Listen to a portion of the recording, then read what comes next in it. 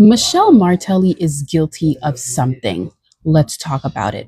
For the past two videos, I have been making it a point for you guys to know, by Martelly's own words, he received his first phone call at 12:20 from his friend who lives by the president's house, letting him know that he has been hearing gunshots for the past 30 to 40 minutes. And if we're going to go by what Martelly says and my notes, this places the start of the attack between 11:40 p.m. and 12 a.m.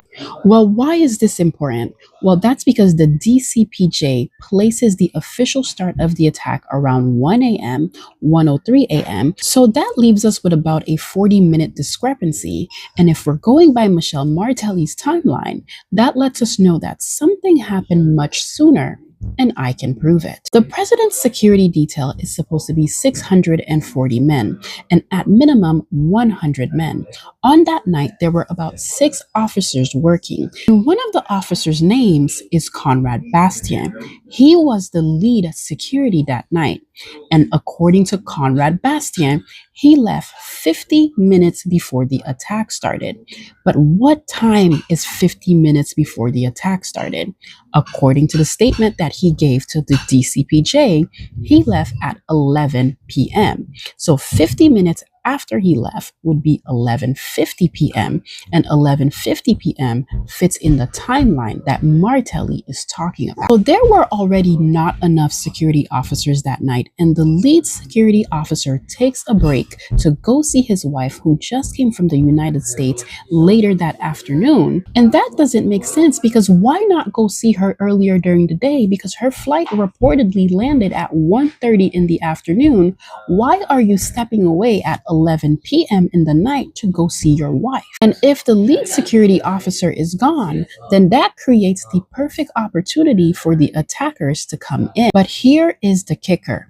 According to multiple sources and the Colombians, they stated when they entered the house, Jovenel was already dead. Their testimonies were officially dismissed in the reports, so I went on the Colombian internet to retrieve them. So I have a question for you.